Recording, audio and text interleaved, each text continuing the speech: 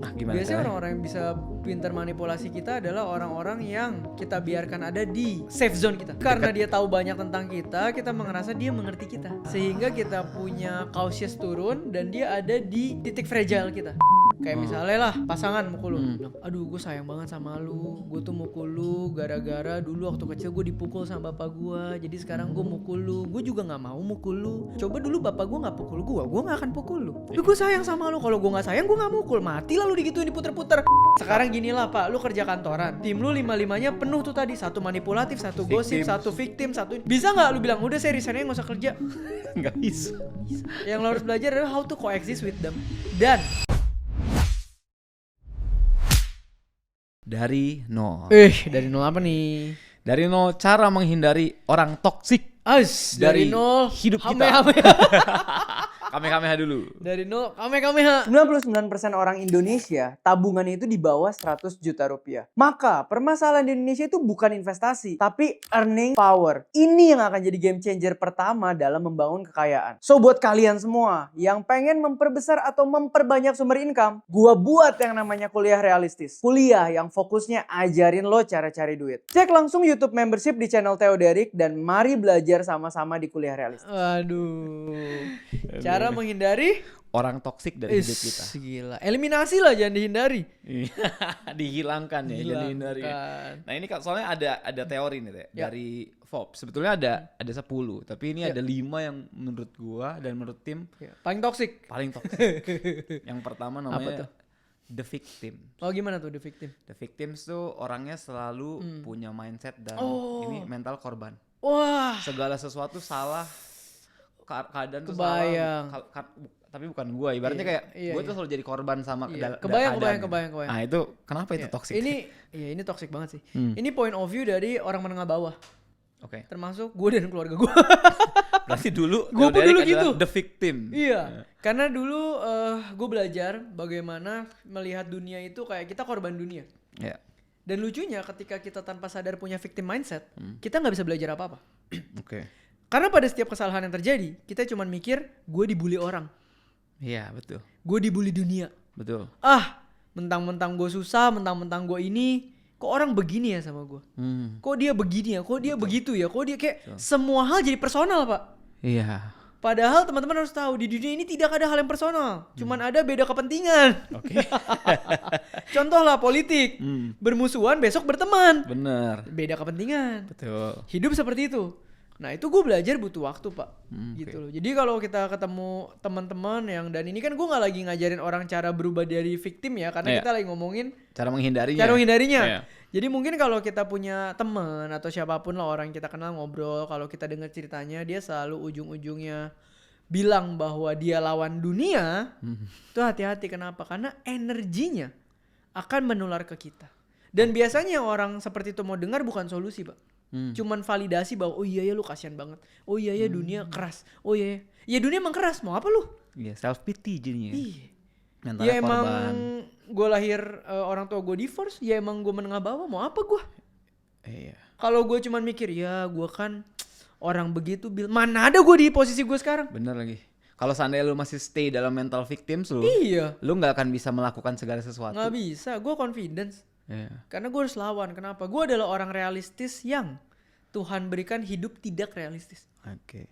Karena lawannya victims ini ya responsible. Betul kan? Lu take control. Kalau victims kan lu nggak punya kontrol. Ya, tapi bedakan dong. Lu ketemu teman yang kayak, woi enggak, dunia emang begitu. Ayo lu bisa. Gimana? Gue pernah denger buku ini, gue pernah baca buku ini, gue pernah denger podcast ini. Ini bisa loh, dia ngelewatin dengan cara kayak gini. Ayo, lu pasti bisa. Beda sama yang kayak, aduh iya lu kasihan banget. Aduh iya gue gak nyangka dia tega banget sama lu. Aduh kok kantor lu begitu. Aduh kok mau apa? Dan takutnya lama-lama mindset kita sama rusak. Dia jadi sama. Nular kan. Makanya sama. Circle itu kan nular. Masalahnya kan dunia gak peduli personal kita pak. Benar. Jadi ya coba kalian mulai sensing, mulai lihat teman-teman kalian. Mulai menurunkan semua hal itu dari skala personal. Enggak, lu gak sepenting itu kok di dunia ini. Jahat ya ngomongnya. Enggak, serius. Gue gak sepenting itu di dunia ini. Iya, betul. Gue tidak sepenting itu. Betul. Karena banyak makhluk ya. Dan semua orang tidak sepenting itu. Ya. Maka fokus solusinya. Oke. Gitu. Oke, itu yang pertama, the victims yang harus dihindari. Yang kedua, the manipulator. Waduh. The manipulator tuh artinya dia manipulasi, dia tahu elu, dia manipulasi elu, apa yang lu suka buat kepentingannya dia. Jadi ini kalau di dalam relasi itu dia pengennya cuma take, tapi dia akan bikin segala sesuatu, informasi, situasi seperti dia kayak lu kepegang di tangan dia gitu. Iya, betul. Tapi sebenarnya buat dia. Betul. Ini penting banget ini, bahaya nih orang-orang seperti ini nih. Oke, kenapa bahayanya itu? Karena biasanya kita tidak sadar. Gimana Biasanya caranya? orang-orang yang bisa pintar manipulasi kita adalah orang-orang yang kita biarkan ada di safe zone kita. Safe zone tuh maksudnya apa? Cerita Jadi karena dia gitu? tahu banyak tentang kita merasa dia mengerti kita. Sehingga kita punya cautious turun dan dia ada di titik fragile kita.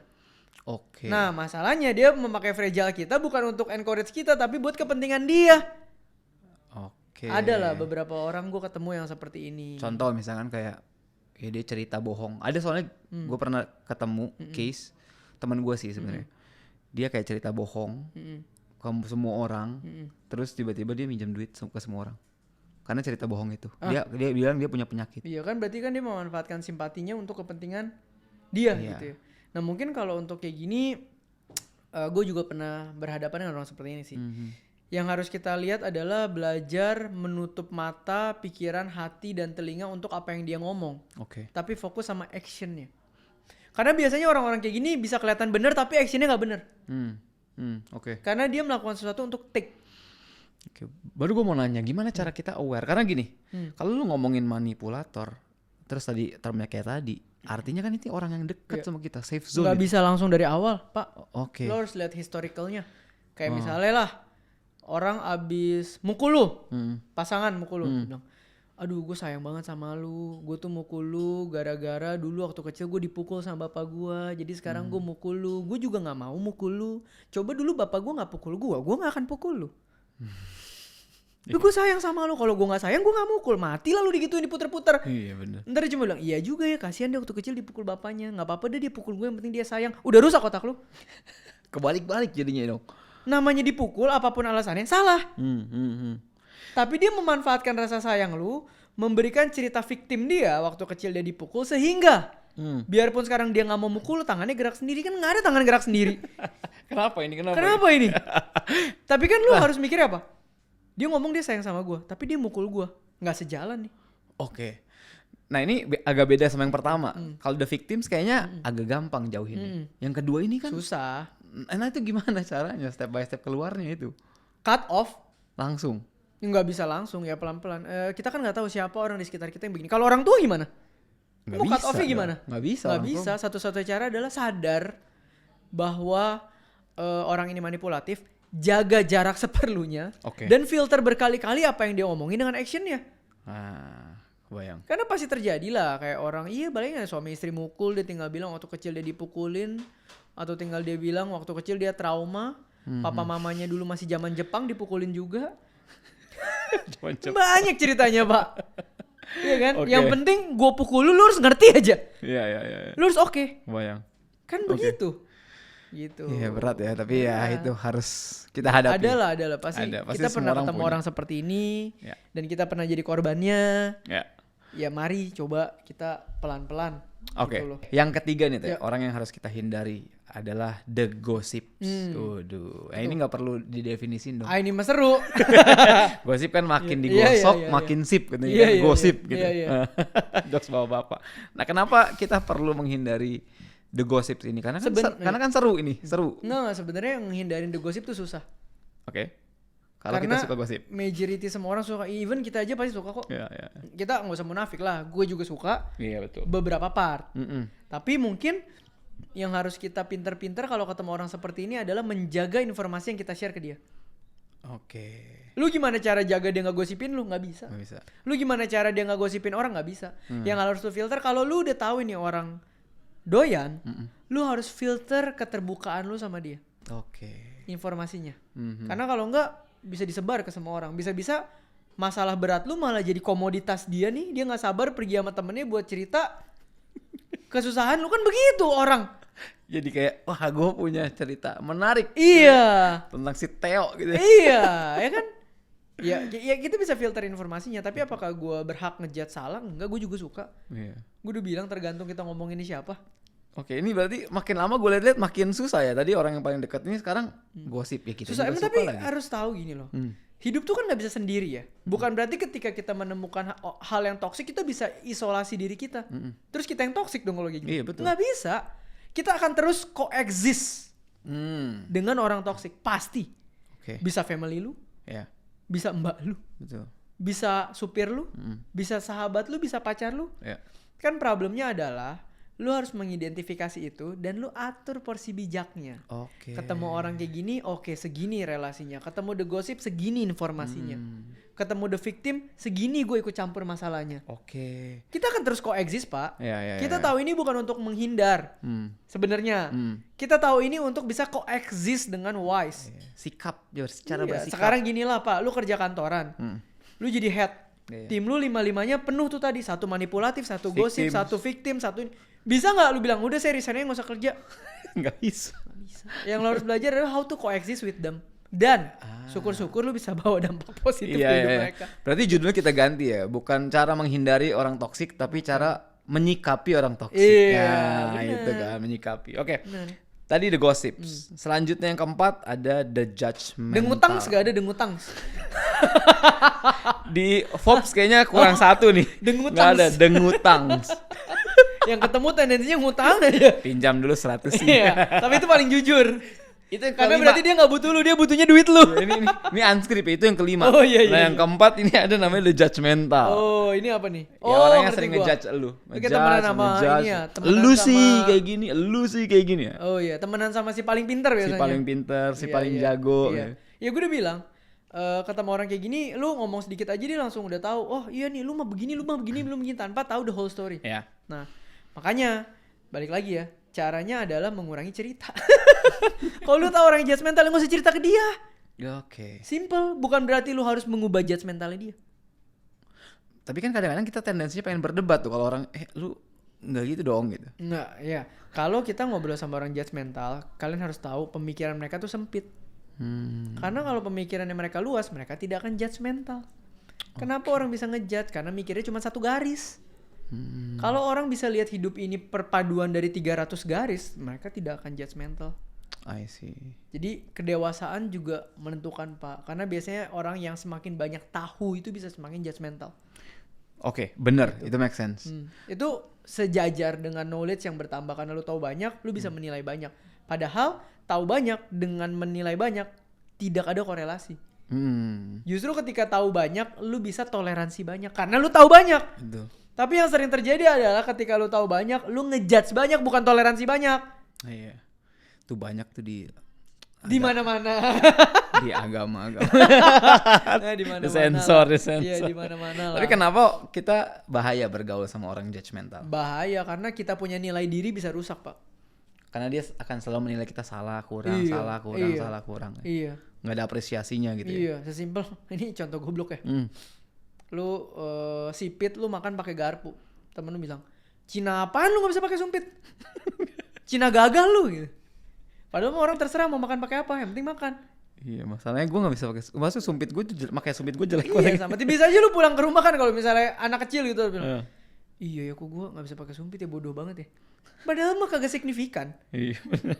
Yang dijudge tuh belum tentu hal signifikan. Iya. Tapi karena dia doyan ngejudge dan lu juga nggak bisa membedakan itu signifikan apa enggak, jatuhnya ke lu rusak gambar diri lu.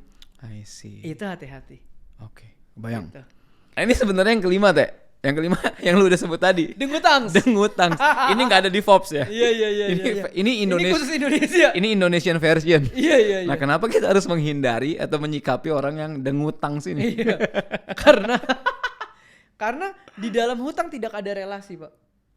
Adanya transaksi. Iya, fokus mereka cari lu ketika mau bayar hutang ya dia nggak peduli lu siapa, yang penting hutangnya kebayar.